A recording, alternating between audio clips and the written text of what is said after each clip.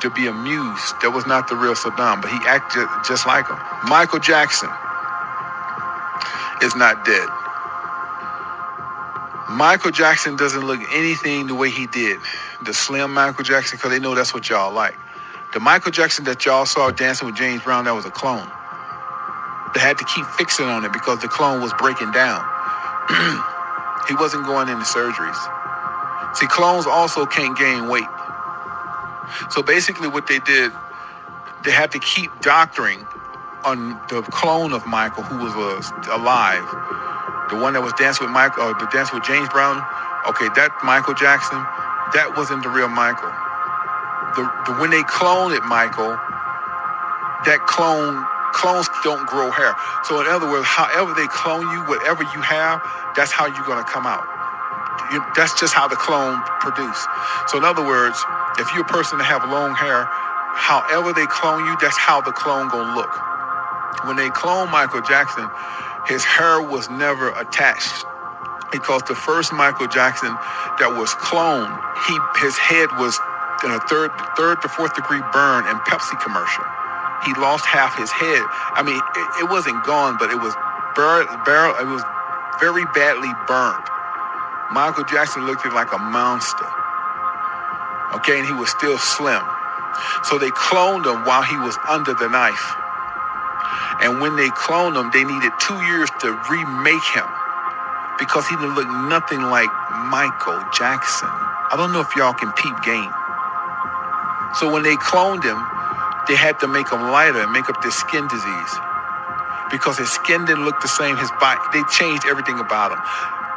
In the end, when Michael was looking really, really bad, the clone body was breaking down because clones don't think like humans. Clones have to have people around them to tell them what they do because they get adolescence. They can't think properly. It's called handlers, right? So when Michael started to break down, his body was breaking down. His nose was artificial. I don't know if y'all noticed. Go back and Google Michael Jackson nose. It looks like a robot because it wasn't him. His whole head was a wig. It was a cap because when they first cloned Michael, he didn't have any hair. It all burnt off in the Pepsi commercial. They put Michael in a capsule and cloned it. Brought him back 2 years as the clone, and Michael Jackson was watching all of this like, I can't believe they're doing this. So what happened to Michael? He just lived his life. Michael Jackson is still alive. He's already appeared on TV, but y'all didn't even know who he was. Go back and watch the CNN of Larry King, the guy with the glasses, with the real bad burnt victim that played like Michael Jackson saved him when he was a kid. That's Michael Jackson. It burned him so bad it disfigured him. It tore up his skin. It did everything to him. You understand what I'm telling you? And also, after Michael was cloned, the real Michael Jackson, they bleached his skin so he would look nothing like Michael. If you look at the dude who was on Larry King telling you about his childhood, how Michael Jackson helped him, he looks just like Michael. Just look at his eyes. That's Michael Jackson. He's disfigured. That's how he looked when he got done with the Pepsi commercial.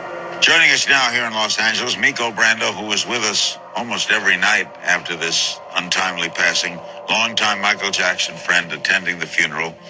And Dave, yes, that's his name, Dave. He was David Rothenberg. He was set on fire in 1983, suffered, as you can see, terrible scars. Michael Jackson befriended him and paid for a lot of his surgeries. Dave is also attending the burial. Why Dave? Well, to liberate myself from the confines of my father's criminality. He caused the fire? Yeah. He is a criminal, and he caused all this.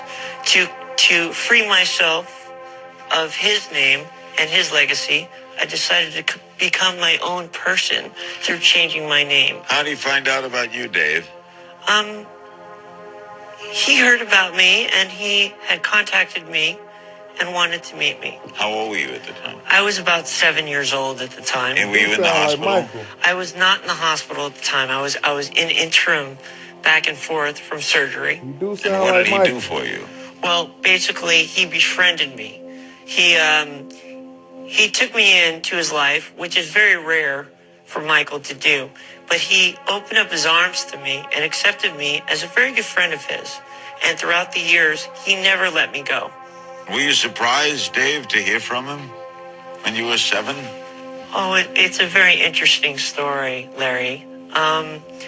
It was the visit to his Encino house was very impromptu, and it was kept a secret by my mother.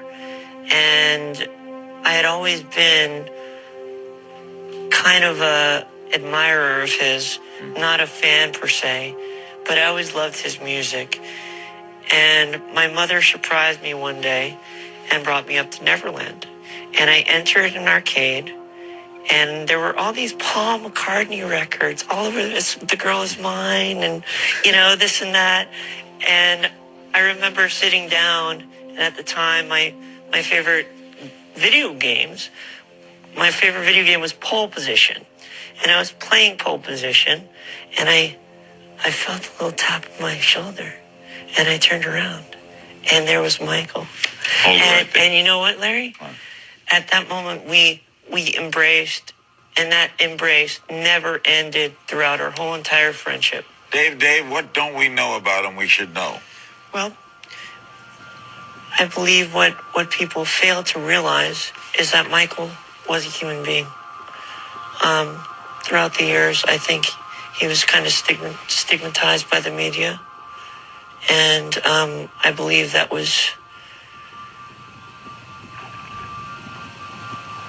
wasn't really helpful to him or to anybody around him. I believe that Michael was a great person. He has never hurt a soul. And I am happy to have been his friend for all these years and been a dedicated friend. One artist who got that opportunity was Akon. A couple of years ago, Michael invited him to his studio in hopes of writing new music. What resulted was one of the most memorable moments of Akon's life. Like, my favorite moments was the day we actually met, because I didn't expect him to be that cool. You know what I'm saying?